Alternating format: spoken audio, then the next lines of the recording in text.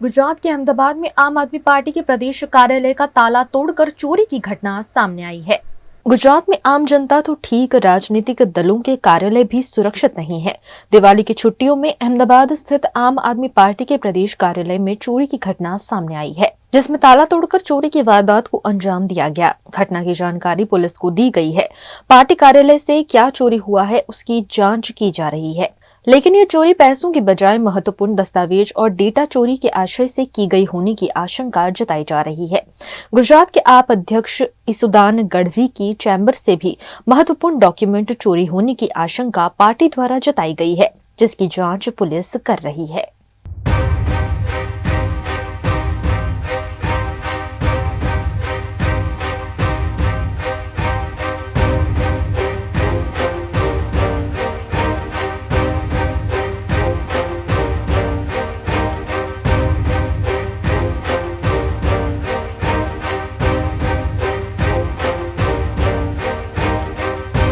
गुजरात के पाटन जिला के सिद्धपुर में नए वर्ष पर स्नेह मिलन समारोह आयोजित किया गया। सिद्धपुर की गोकुल मिल में कैबिनेट मंत्री बलवंत सिंह राजपूत की उपस्थिति में नूतन वर्ष स्नेह मिलन समारोह आयोजित किया गया। बलवंत सिंह राजपूत द्वारा जिला वासियों को नए साल की शुभकामनाएं दी गई, जिसमें बड़ी संख्या में लोग भी शामिल हुए। पिछले 30 साल से बलवंत सिंह राजपूत द्वारा हर साल स्नेह मिलन समारोह का आयोजन नव वर्ष पर किया जाता है, जिसमें सभी समाज के अग्रणी भी शामिल होते हैं। सिद्धपुर शहर तालुका और सरस्वती तालुका के छोटे बड़े सभी समाज के ग्रामजन इस स्नेह मिलन समारोह में शामिल हुए। भाजपा के पूर्व महामंत्री केसी पटेल, जिला भाजपा अध्यक्ष दशरथ जी ठाकुर, सिद्धपुर पालिका अध्यक्ष नीता पटेल, उपाध्यक्ष सोनल ठाकर समेत के भाजपा के कार्यकर्ता और सामाजिक कार्यकर्ताओं ने उपस्थित रहकर एक दूसरे को नए वर्ष की शुभकामनाएं दी। जना नवा वर्षे दर वर्षनी जेम छेल्ला 30 वर्षथी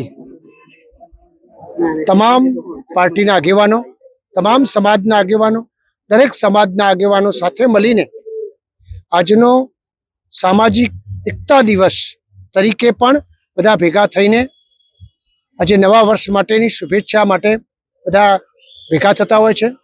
તમે બધાએ જોયું હશે કે આદરણીય કેસીભાઈએ કીધું એમ બધા જ આગેવાનો ભેગા થઈ દરેક સમાજના ભાઈઓ ભેગા થઈને એક બધાને ખૂબ દિલથી શુભકામનાઓ પાઠવે છે।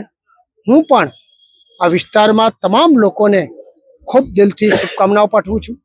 આવનારું વર્ષ આદરણીય પ્રધાનમંત્રી નરેન્દ્રભાઈ મોદી સાહેબ જે રીતે રાષ્ટ્રને આગળ લઈ જાય છે એ જ રીતે આપણા સૌને રોલ રહે એવી આપ સૌ પાસે અપેક્ષા રાખું છું, વિનંતી કરું છું। વિક્રમ સંવત 2081 નું આ નવું વર્ષ એ ગુજરાત માટે, દેશ માટે ખૂબ યશસ્વી અને ફળદાયી નીવડે એના માટે આપણા ભામાસા, દાનવીર અને અત્યારે રાજ્ય સરકારમાં કેબિનેટ મંત્રી તરીકે લોકોની સેવા કરી રહ્યા છે તેવા આપણા સિદ્ધપુર મત વિસ્તારના લોકપ્રિય ધારાસભ્ય શ્રી બલવંતસિંહ રાજપૂત સાહેબ દર વર્ષે એ સૌની સાથે બેસતા વર્ષના દિવસે શુભેચ્છા મુલાકાત મળવાનું અને એમને શુભેચ્છા પાઠવીને એ પણ ખૂબ સુખી સંપન્ન થાય એના માટેનો કાર્યક્રમ રાખતા હોય છે।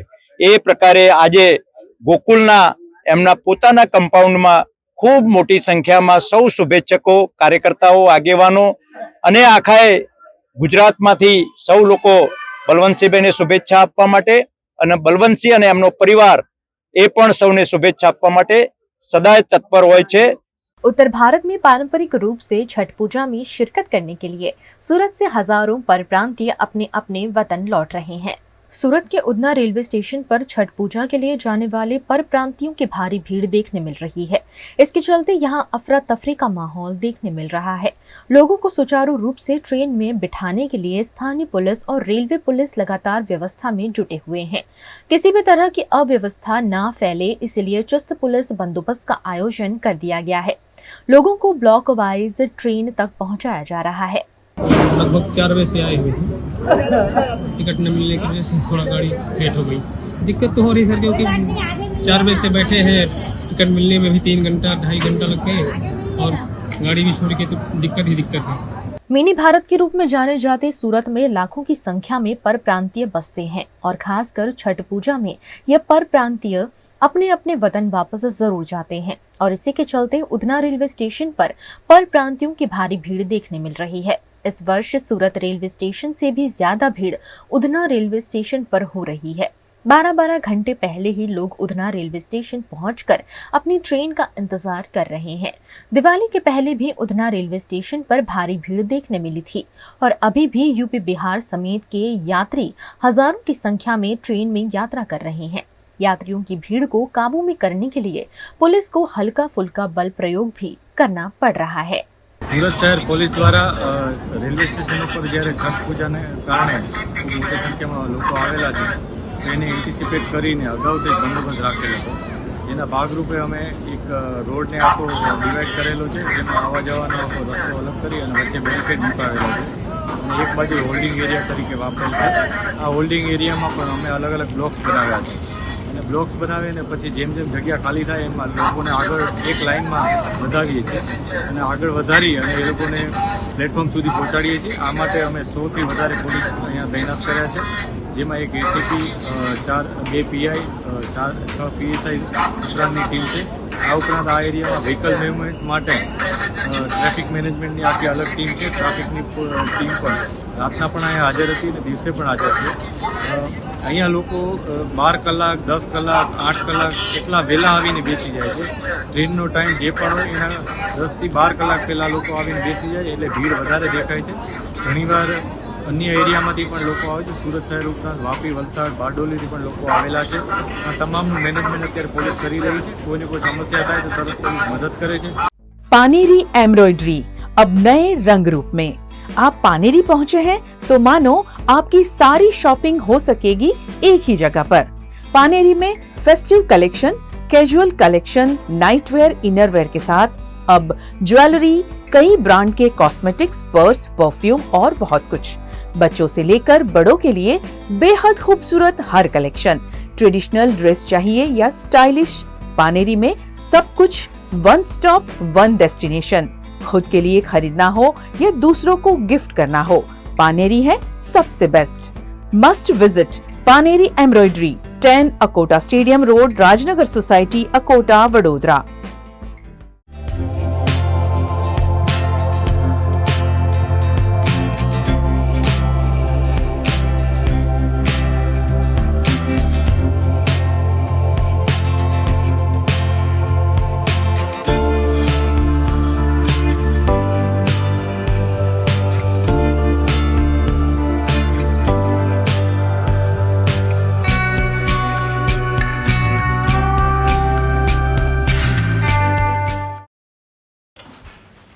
ठीक से साफ करो, ऊपर ऊपर से नहीं। BLDC मतलब बोरिंग लुकिंग, इसको साफ करके क्या फायदा? इतनी बेइज्जती। Switch to RR signature designer BLDC fans, जो बोरिंग लुकिंग नहीं, वेरी स्टाइलिश लुकिंग है। RR सिग्नेचर फैंस, आपके काम की बात। Every new year we take a new year resolution. New year resolution का मतलब होता है upgrading your life, which means upgrading your lifestyle and upgrading your living space. And that is why the best choice is Trilogy by Courtyard.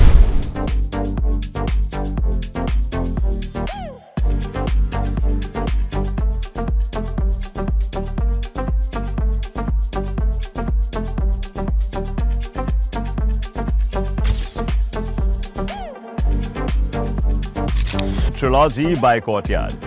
Finest architecture, world-class amenities, and a great space to live. Come check it out.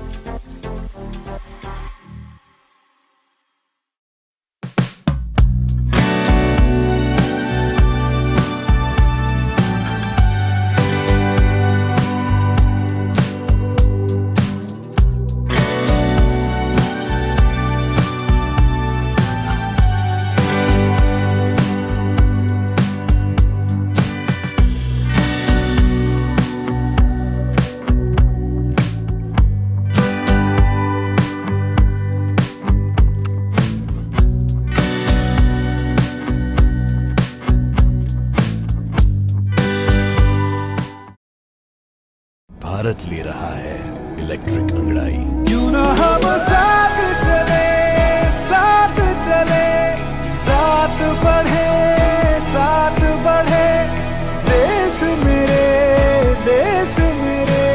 देश को ले जाए नई दिशा की ओर। आपका Joy, Bharat का Joy. Rajasthan के जालोर में घर में शॉर्ट सर्किट से लगी भीषण आग में एक मां समेत 2 बच्चे जिंदा जल गए। राजस्थान के जालोर के भैनमाल शहर में दिल दहलाने वाली घटना सामने आई है, जिसमें महावीर चौराहे के पास एक घर में शॉर्ट सर्किट के कारण कमरे में आग लग गई, जिससे अंदर सो रही मां और 2 बच्चे जिंदा जल गए। हादसे के समय महिला और उनके बच्चे घर में अकेले थे। घर में शॉर्ट सर्किट की वजह से आग लगी होने का अनुमान लगाया जा रहा है, जिसमें 3 लोगों की दर्दनाक मौत से पूरे इलाके में हड़कंप मच गया। पीछे में थोड़ा देख गया ना, तो देखा तो वहाँ पर धुआं निकल रहा था। तो मैंने आसपास लोगों को सूचित किया तो देखा धुआं चारों तरफ फैला हुआ था। फिर मैंने अग्निशामक यंत्र को फोन किया, वहाँ से तुरंत भेजा नगर पालिका से। फिर वहाँ से आग को काबू किया। जब अंदर जाके मैंने देखा तो 2 बच्चे और इसकी माता जल के राख हो गए थे। घटना की जानकारी पाकर मौके पर पहुंची पुलिस ने घटना की छानबीन शुरू की। एम्बुलेंस की सहायता से शवों को पोस्टमार्टम हेतु अस्पताल पहुंचाया गया। पुलिस तुरंत मौके पर पहुंची, फायर ब्रिगेड को तुरंत मौके पर बुलाया और कमरे का दरवाजा तोड़कर, अंदर से बंदा तोड़कर आग बुझाने का प्रयास किया। आग बुझाने के बाद देखा था अंदर एक महिला और 2 बच्चों की जलने से डेथ हो गई। मालूमात की तो अंदर एसी लगा हुआ है और शॉर्ट सर्किट होने से आग लग गई थी। उत्तर प्रदेश के अमेठी में ग्रामीण पत्रकार एसोसिएशन की जिला कार्यकारिणी का शपथ ग्रहण समारोह आयोजित किया गया। उत्तर प्रदेश के अमेठी में ग्रामीण पत्रकार एसोसिएशन की बैठक गौरीगंज स्थित जिला सूचना कार्यालय में संपन्न हुई, जिसमें जिला अध्यक्ष जितेंद्र पांडे ने जिला कार्यकारिणी की घोषणा की और सभी पदाधिकारियों को शपथ ग्रहण करवाया गया। इस मौके पर सभी का माल्यार्पण कर स्वागत करते हुए ग्रामीण स्तर पर पत्रकारों के शोषण पर आवाज उठाई गई। इस मौके पर संगठन ने पत्रकार बंधुओं के साथ खड़े रहने का विश्वास भी जताया। इस मौके पर पत्रकारों को निष्पक्ष पत्रकारिता के लिए प्रेरणा दी गई। बैठक में जिला अध्यक्ष जितेंद्र पांडे, जिला उपाध्यक्ष राजाराम आर्य, जिला उपाध्यक्ष विक्रम सिंह, जिला उपाध्यक्ष डॉक्टर SB पाल, जिला महामंत्री दिव्यांश मिश्रा समेत के पदाधिकारी मौजूद रहे। यह एक समाज द्वारा निर्मित निरंतर 42 सालों की एक लंबी यात्रा करते हुए तहसील ब्लॉक ही जनपद स्थान ही नहीं, पूरे उत्तर प्रदेश का सबसे प्रभावी, सबसे विशाल, एक वट वृक्ष जैसा बहुत व्यापक बड़ा संगठन है। ग्रामीण पत्रकार एसोसिएशन की जो कल्पना स्थापना के समय ऐसे बाबू बालेश्वर लाल जी अपने बीच नहीं रहे, वो रतसण गांव में रहते हुए कुछ विद्वान, कुछ वरिष्ठ पत्रकार, बुद्धिजीवी मिल करके यह संगठन उन्होंने 80 में बैठक किया, 82 में बाइलाज सहित दुरुस्त करके एक संगठन का स्वरूप खड़ा किया। ग्रामीण स्तर से शहर तक और देश प्रदेश तक मेरी आवाज़ गांव वालों की सुनी जाए। शासन प्रशासन हर जगह पे पत्रकारों को गांव से जाने के बाद कैसा उपेक्षा हम आप महसूस करते हैं, एक बार अपने दिल से समझे। अभी कोई उत्तर प्रदेश की राजधानी में चीफ ब्यूरो बैठता है, इलेक्ट्रॉनिक प्रिंट या जागरण में बड़ा संवाददाता है, तो उससे मिलने में लगता है कि बहुत बड़ा, जबकि आपकी लेखनी में जो ताकत है वो वही लेखनी में उसके भी ताकत है। अलग से कोई चौथा स्तंभ नहीं है। जो एक अखबार दैनिक जागरण, अमर उजाला, हिंदुस्तान लिखता है, वही आखिरी आजादी, वही पावन भारत टाइम्स, वही तमाम सारे अखबार लिखते हैं। अलग से कोई उसका RNI हो, DABP नंबर होता है, लेकिन पंजीकरण का कार्यालय एक होता है। तो ग्रामीण पत्रकार एसोसिएशन या संगठन एक संस्कारित, देशभक्त, राष्ट्रभक्त संगठन है। हमारा आपका अपना जो लक्ष्य है, ग्रामीण पत्रकार अपना जो है एसोसिएशन, इतने व्यापक विचारधारा को लेकर के आज जिला स्थायी समिति DM कोर कमेटी में बैठकें नहीं हो पाती। पत्रकारों का उत्पीड़न, समाज का उत्पीड़न हर महीने जो सुनना चाहिए बैठ करके, जिला सुनवाई होगी, लेकिन हमारी आपकी गोपनीय मीटिंग क्या हो पाती है? क्या कुछ चंद पत्रकार को मैं व्यक्ति विशेष नहीं, सार्वजनिक उनके साथ बैठ करके सारी चाटुकारिता हो सकती है, लेकिन प्रामाणिकता, पारदर्शिता, जो पत्रकारिता का चौथा स्तंभ कहा जाने वाला जो पत्रकार सही है, उसको क्या वहाँ जगह मिलती है? तो इस सब बिंदुओं पे एक विचार करके, और हम आप संगठन एक एक करके 11 होता है, अब 11-11 22 होगा, नीचे नहीं होगा। संगठन तंत्र खड़ा करना है तो शक्ति ब्लॉक स्तर से लेकर तहसील स्तर, जिला कार्यकारिणी हमारी जितनी बृहद होगी, जितनी मजबूत होगी, और लेखनी में पत्रकारिता का कार्य है लेखनी, हमारी लेखनी बंद नहीं होनी चाहिए। लेखनी अगर हमारी बंद हो गई तो पत्रकारिता का मतलब नहीं। वो हमारे संरक्षक हो सकते हैं, आदर्श हो सकते हैं, लेकिन वो पत्रकार नहीं हो सकते। उत्तर प्रदेश के हमीरपुर में 2 पत्रकारों को बंधक बनाकर पीटने मामले समस्त पत्रकारों ने धरना प्रदर्शन करते हुए विरोध किया। उत्तर प्रदेश के हमीरपुर में 2 पत्रकारों को 3 घंटे तक बंधक बनाकर पीटने का मामला सामने आया था। इसके खिलाफ पत्रकारों ने कलेक्टर कार्यालय में धरना प्रदर्शन करते हुए आरोपियों की जल्द से जल्द गिरफ्तारी की मांग की है। सरला नगर पालिका अध्यक्ष ने साथियों समेत मिलकर पत्रकारों के साथ दुर्व्यवहार किया था।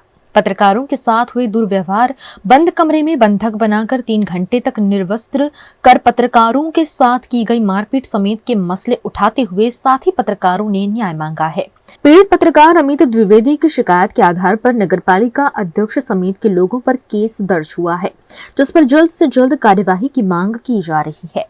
मुझे शाम को 6:20 पे गांव के ही एक आदमी गंगा प्रसाद यादव का फोन आता है और उन्होंने खबर के बहाने मिलने के लिए बुलाया था। तो गांव के एक चौराहे के पास उन्होंने बुलाया तो हम पहुंच गए। हमारी किसी से कोई दुश्मनी नहीं थी। जब हम वहां पहुंच गए तो वहां पहले से ही साजिश षड्यंत्र के तहत उस मकान के अंदर कुछ लोग छुपे हुए थे जो कई गंभीर अपराधों में वांछित हैं और उनके ऊपर गैंगस्टर जैसे कम से कम 15 मुकदमे दर्ज हैं। पवन अनुरागी नगर पंचायत अध्यक्ष सरीला, चेयरमैन अखिलेश राजपूत जिनके ऊपर पहले से ही 15 मुकदमे दर्ज हैं, गैंगस्टर और कुर्की वगैरह भी उनकी हो चुकी है, लेखपाल को मारा था, चौकी इंचार्ज का सर फोड़ा था आदि, कम से कम 8-9 अपराधी पहले से ही वहाँ छिपे हुए थे अंदर। हमें इसकी जानकारी नहीं थी।